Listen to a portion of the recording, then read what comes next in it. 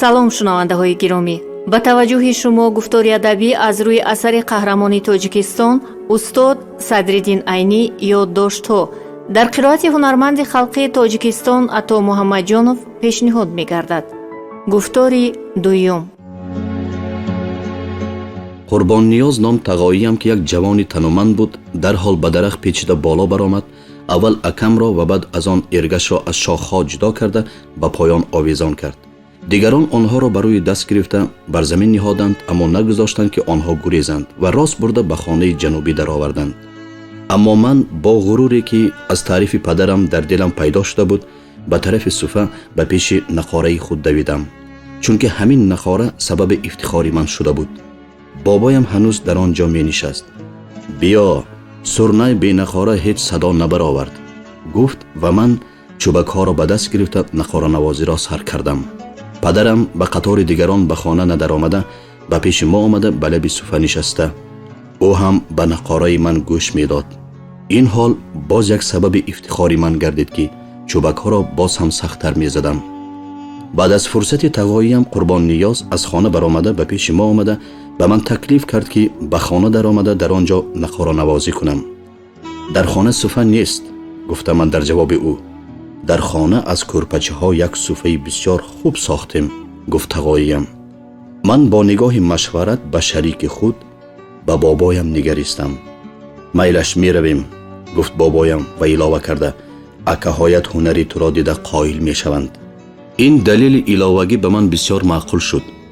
ман чӯбак ва нақорамро бардошта ба нияти зудтар қоил кардани акаҳоям ба тарафи хона давидам. бобо ва тағоиям аз дунболи ман, аммо падарам дар ҳамон лаби суфа монд. дар рӯи хона се ҷойгаҳ буд ки дар рӯи онҳо акам ва иргаш рӯйнокӣ мехобиданд ва маълум буд ки ҷойгаи сеюм суфаи нақоранавозии ман буд. вақте ки ман ба тарафи ҷойгаи худ мегузаштам, чашмам ба чашми акам афтод. ҳоло ӯ гирья намекард, балки ба тарафи ман бо нимхандаи дандоннамои нигоҳи шармгинонае мекард. ман лаби болои худро дар зери лаби зерини худ дароварда ба он ҳаракати ӯ бо як ҳаракати тааҷҷубкоронае ҷавоб додам, чунки ман аз ҳамаи ин корҳо чизеро намефаҳмидам ва ҳамаи ҳавасам ва ҳавосам ба нақоранавозии худ банд буд ки вай сабаби ифтихори ман шуда буд. боз бояд бо ин кор акаҳои худро ҳам дар ҳайрат меандохтам. ман рост ба ҷойгаи худ ки суфачаи нақоранавозии ман ба шумор мерафт баромадам. бобоям ҳам баромад ва ӯ ба ман гуфт: бар рӯи кӯрпачаи нарм нақора дуруст садо намебарорад. ту пушт ба замин дароз хобида чӯбакҳоро ба даст гир. ман лаъличаро бар рӯ ба рӯи ту медорам, ту навохтан мегирӣ. дар он вақт он гуна овози ҷарангосӣ мебарорад ки зангулаи уштурони Абдураҳимбой ҳам он гуна садо бароварда наметавонад. ман қабул кардам ва навохтан гирифтам. дар ҳақиқат лаълича садоҳои зангуладор мебаровард. дар ин вақт намедонам кӣ буд пойҳои маро аз ҳам дур карда бодастони пурзӯраш зер кард. ман хостам аз ҷой хезам, аммо бобоям бо лаъличае ки дар дасташ буд аз сари синам зер карда маро ба ҷунбидан роҳ надод ва ба ногоҳ як озори ҷонгудозе дар баданам пайдо шуд ки нафасам дар дарун афтод ва баъд аз нафасамро рост гирифтан бо панҷаҳои борики нотавонам ки аз ғазаб монанди панҷаи хурӯз нештар бар ин шуда буд, рӯи боборо ханҷол кашидам ва аз риши дарозаш печонида гирифта бо қуввати ғазаб олуде ки доштам ба тарафи худ кашидам ва бо фарёди ҷонхароши гирьяолуд: бо ҳамин риши сафед охир шумо маро фиреб додед, гуфтам. хона пур аз ғулғулаи хандаи бошандагон шуд. ростӣ бо вуҷуди ин ки аз шиддати дард худро аз гирья боз дошта натавонистам, худам ҳам дарун механдидам, чунки бобоям бо ҳамаи он калонсолӣ ва мӯйсафедӣ аз озори рӯи мӯи монанди бачагон воҳ воҳ гӯён фарёд кашида буд ва дар чашмонаш об чарх мезад. ин воқеаи тӯй хатнаи мо буд. ин аввалин ёддошти ман аст ки дар ёдам мондааст. ман дар он вақт бисёр хурдсол будам. бо вуҷуди ин дар ёдам мондани он воқеаҳо шояд барои Асад зиёд аламовар будани он ҳодиса, бисёр завқбахшо будани нағмасароӣ ва гуворо будани интиқомгирӣ бошад ки ҳамаи инҳо дар як ҷо аввалин бор бар сари ман ҷамъ шуда буданд. он ҳавле ки дар боло тасвир ёфт, ҳавлие буд дар деҳаи маҳаллаи боло ки бобои падариам барои истиқомати муваққатии худ و اولاد خود ساخته بوده است. دکان بافندگی و دکان چرخ آسیا تراشه که در دایره بیرونی آن حولی بود، کارخانه پدری من بود. خانه جنوبی حولی درون از آن ما و خانه شمالی از آن عمکم بود. دکان بافندگی که در دهلیز خانه شمالی بنا یافته بود و دکان چرخ آسیا تراشه که در زیر ایوان آشخانه آن خانه بود، کارخانه عمکم بود. بعد از توی، من گمان میکنم که بعد از توی احوال زندگانی خاندان ما خیلی تنگ شده بود. من این حال را بیواسطه حس نکنم هم از صحبت‌های غم آلودانه پدر و مادرم که قریب هر شب تا وقت خواب در بین آنها واقع میشد، در نتیجه آن توی روی دادن یگان چیزی ناگوار را پی می بردم. شبی پدرم به سبب توی خیلی قرضدار شدن خود را به مادرم حکایه کرده گفت که خیریت که من این قرض را از یگان فایده خور نگرفتم، یا اینکه تکلیف قاضی زاده ها را قبول نموده زمین ساکتری را با آنها گرو نماندم، وگرنه از زمین و حولی ساکتری جدا شده در این دیهه خراب مسافر شده می ماندیم. پس قرض را بیفایده برداشتید؟ گویان مادرم تعجب کنان پرسید. البته بیفایده، گفت پدرم و شرح داد. من قرضهایم را از هر کس کم کردم. از هر کس از 20 تنگه 3 سوم تا 30 تنگه قرض گرفتم. قرضی کلانم 50 تنگه است، وی هم از پدری توست که برای پول گور و کفنش غنداشته مانده بوده است. تا وقت مردنم دهید می شود، لیکن علی خان نفهمد. گفت تو هم به کسی نفهمان. همه اشان بیفایده دادند؟ گفته پرسید مادرم باز تعجب کنان. البته من از یگان کسی بیگانه و یا از یگان کسی که فایده خوری را به خود کسب کرده باشد قرض نپرسیدم. همه قرضهایم را از خویشاوندان ساکتریگی و از آشناهای نزدیکم گرفتم. حتی آنها در وقت قرض پرسیدنم پول را داده ایستاده این مبلغ ناچیز را قرض حساب نکنید بلکه تویانه شمارید گفتند. من در جواب در همین وقت به من قرض حسنه دادنتان تویانه است، مرا منتدار کردید و حال آن که شما هم از من داراتر نیستید گویان اظهار خرسندی نمودم. اگر توی را در ساکتری میکردید و فهم من اینقدر خرج نمیشد. این دیهه ما دیهه گشنگان است، در اینجا 100 دیگ آش پزید هم با سر نمیشوند، گفت مادرم حسرت کنان. اول اینکه گفت پدرم برای زیاد شدن یا کم شدن خرج توی گشنگی یا اینکه سیری توی خورها دخل ندارد، بلکه کلانگیر یا که بیچاره بودن توی خورها دخل دارد. بیچاره را اگر یک چیز دهند خرسند شده میخورد و اگر ندهند هرچند گشنه باشد هم طلب نمی کند. اما کلانگیر هرچند سیر باشد هم به پیش او به جای 1 طبق تمام 3 طبق ماندن لازم است، وگرنه مرا حرمت نکردن گفته قهر میکند. به فهم من اگر ما این توی را در ساکتری میکردیم خرج ما 3 چند میشد. باز کلانان آنجا خصوصا میرکانیان از ما راضی نمیشدند، زیرا آنها به تویهای آدمها رفته بسیار حرمت دیدند و حرمت آنها هم عبارت از این است که به پیششان بسیارتر طعام میکشیدند و در آخر جامه میپوشاندند، هیچ نباشد قلقند میدادند. البته ما هیچ کدام اینها را کردن نمیتوانستیم. پدرم بعد از قدری آرام گرفتن سخن خود را دوام کنانیده گفت. دوم این که من بعد از خانه‌دار شده به معرکه و مورد مردم همراه شدنم در ساکتری غیر از خویشاوندان خودم و قریب توی کسی را نخوردم، چون که من زمستان ها در اینجا نبودم. توی ها باشند عادتا در زمستان می شوند، اما در اینجا از هر کدام خانه همین بیچارگان که تو گشنگان گفتی من 1 بار 2 بار توی خوردم. بنابراین به من لازم بود که به همین ها توی کرده دهم. خویشاوندان و آشناهای ساکتریگی هم باشند به همین جا می آیند و آمدند. در همین مدت 1 سال که از توی گذشت از قرضتان چقدرش را کندید؟ گفته پرسید مادرم.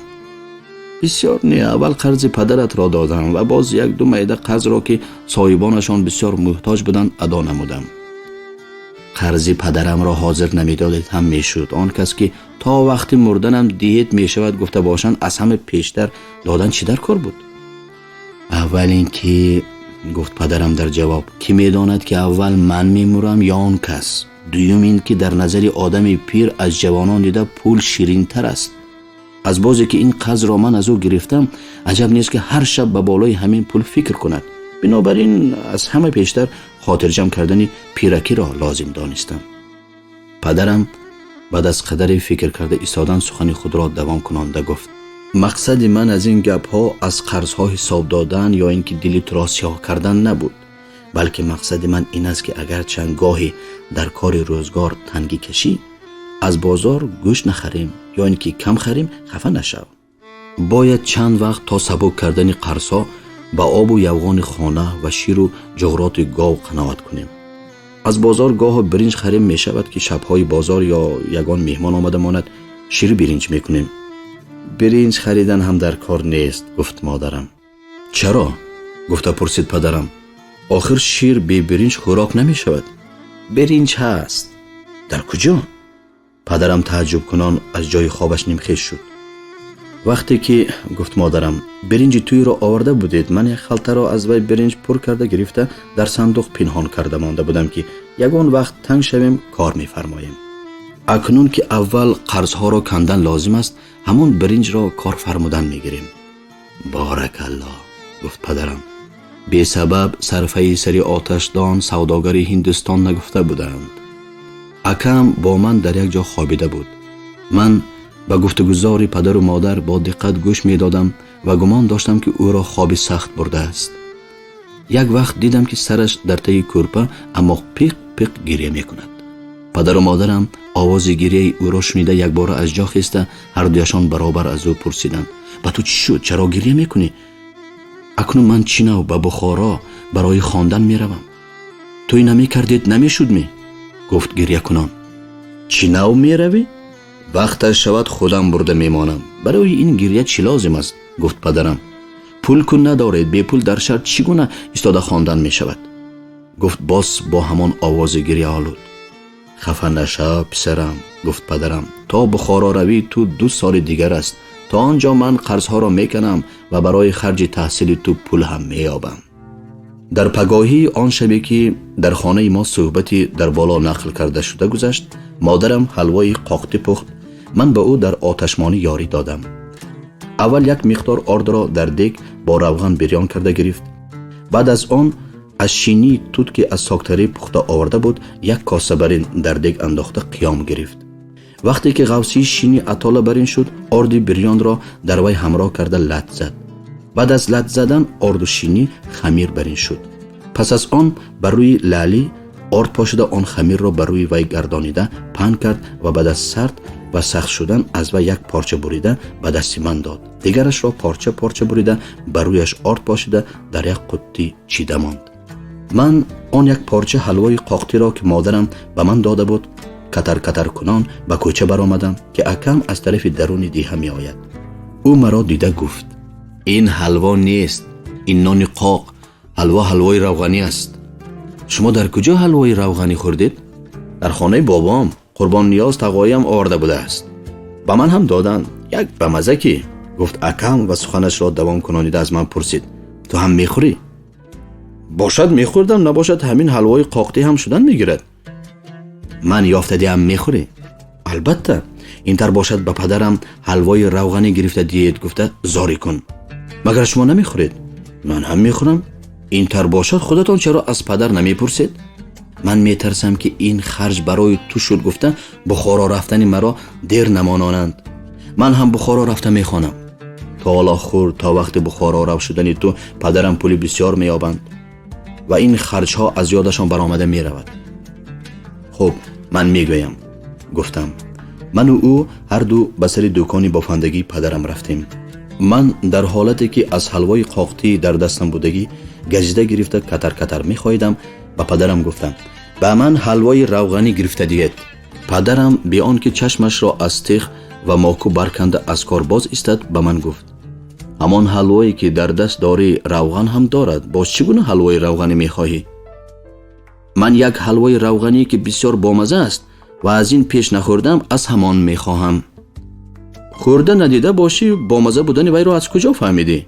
اکم گفتند. اکم پتر را زده از سر دکان پدرم گریخت. چون که از این جواب بی احتیاطانه من به اغوای اکم بودن این طلب من به پیش پدر آشکارا شده بود. پدرم خندیده به من گفت: رو بیبیت را گوی اکت را به پیش من گرفته بیارد. من به پیش مادرم رفته این فرمایش پدر را رسانیدم. акам дар он ҷо буд. ӯ маро коҳиш кард. бо мазза будани ҳалвои равғаниро ба падар чаро аз забони ман нақл кардӣ? гуфт. ман дар ин коҳиш акамро ҳақноқ медонистам, лекин гарданам ёрӣ намедод ки худро дар пеши ӯ гунаҳкор шуморам. бинобар ин ба ӯ гуфтам: хуб, дар ҳамон вақт дар ҷои ман шумо мешудед, ба он пурсиши падар чӣ ҷавоб медодед? акам ба ин савол ҷавоб ёфта натавониста суб сурх шуд, чунки дар он вақт дигар гуна ҷавоб додан мумкин набуд. хатои ман дар ин буд ки бо вуҷуди хӯрда надиданам ҳалвои равғаниро ба пеши падар бомазза шумурда будам. аммо ин хатои ман ба хотири акам нарасид. ҳарчанд акам розӣ нашуда бошад ҳам, модарам ӯро кашола карда ба пеши падарам бурд.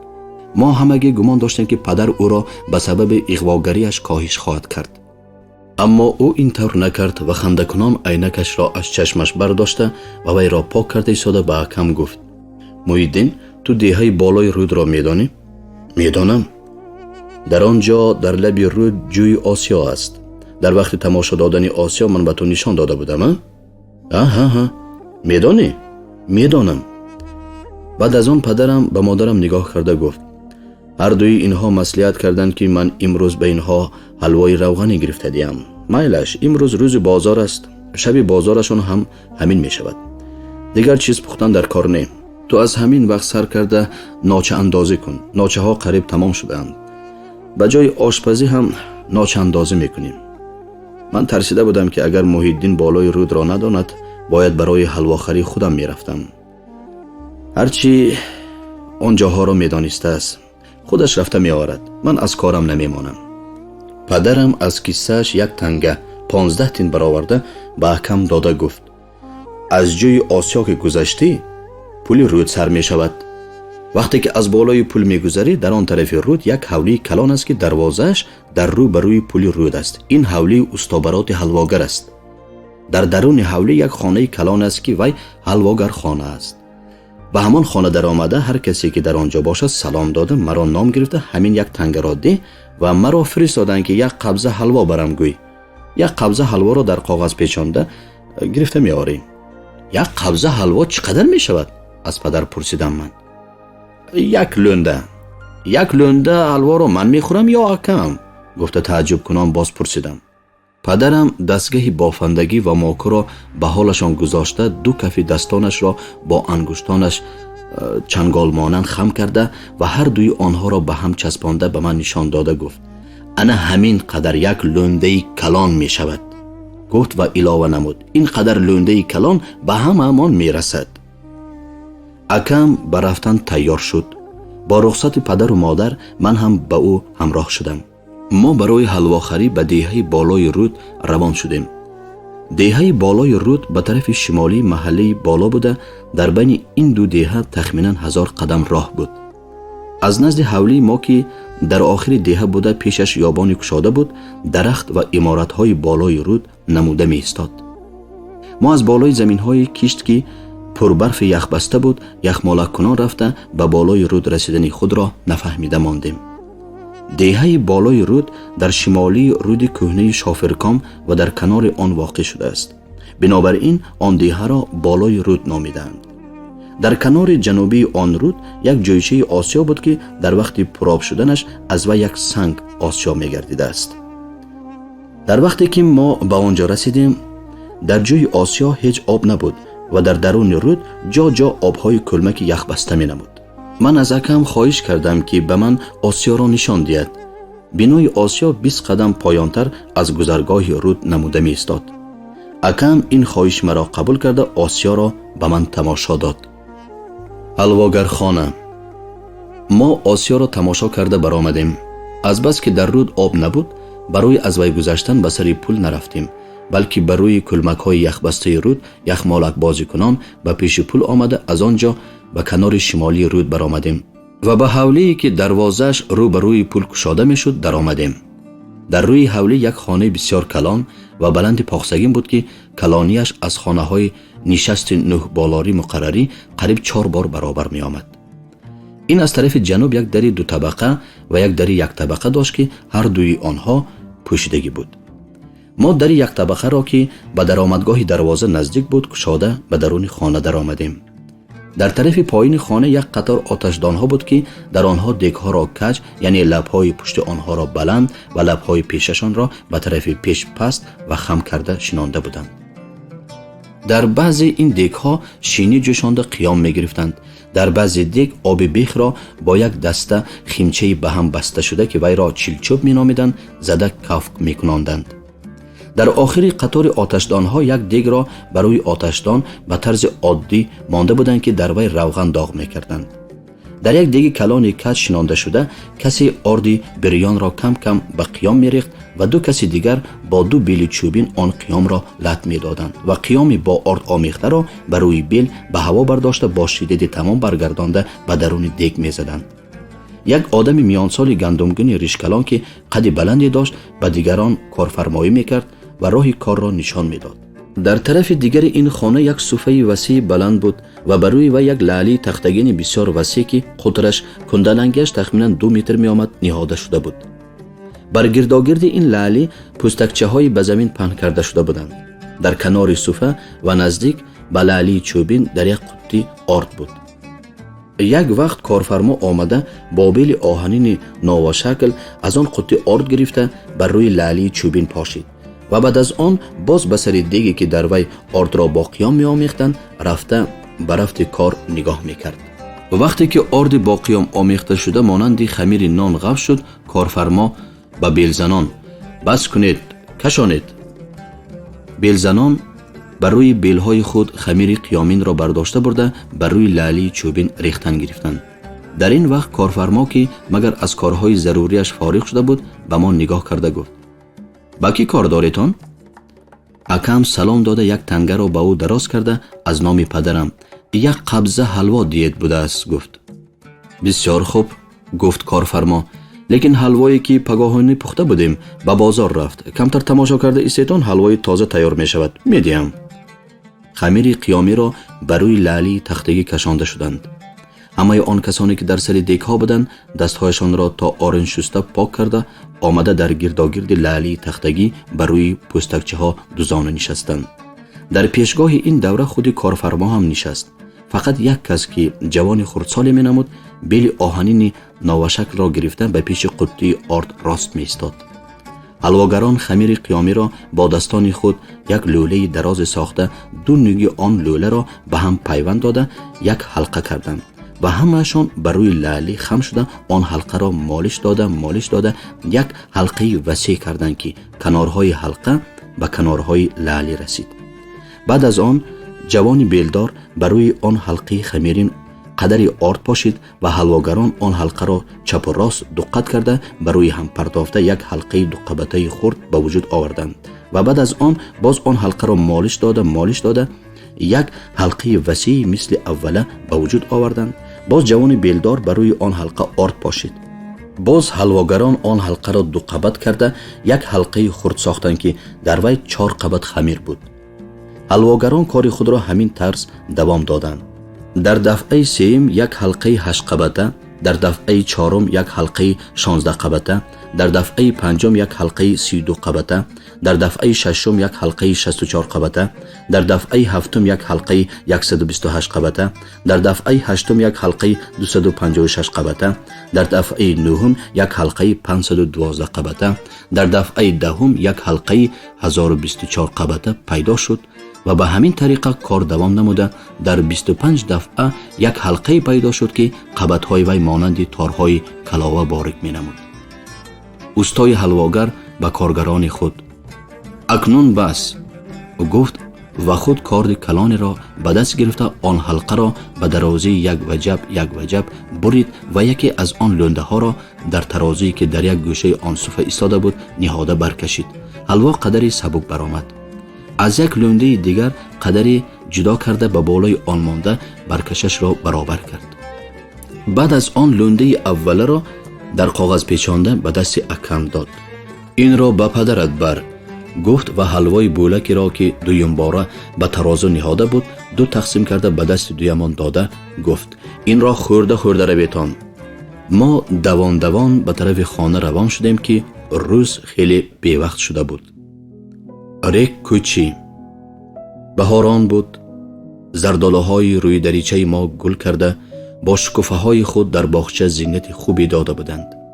деҳқонони деҳаи маҳаллаи боло ба заминронӣ, ҷӯйковӣ ва токушоӣ машғулӣ мекарданд.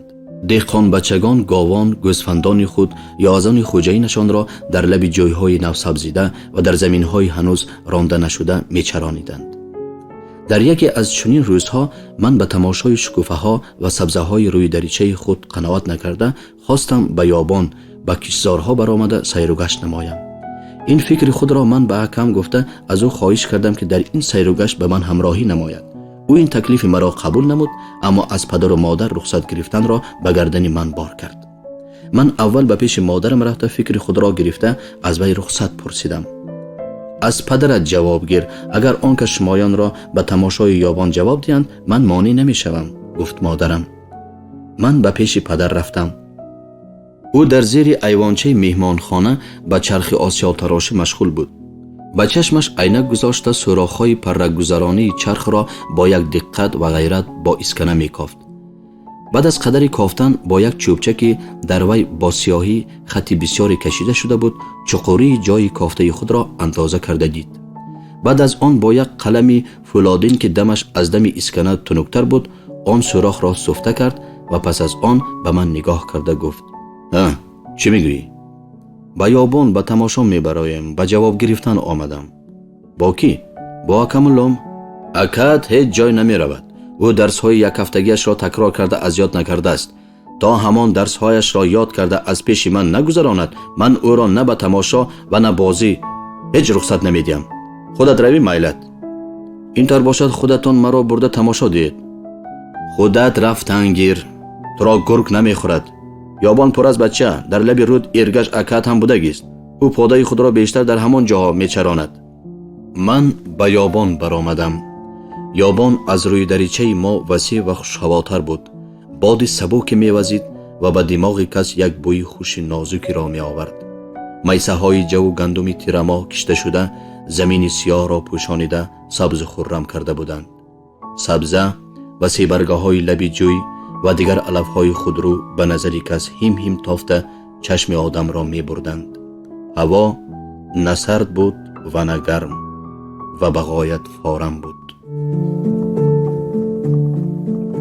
шунавандаҳои гиромӣ, шумо гуфтори адабиро аз рӯи асари қаҳрамони тоҷикистон устод Садриддин Айнӣ ёддоштҳо дар қироати ҳунарманди халқии Тоҷикистон Ато Муҳаммадҷонов шунидед.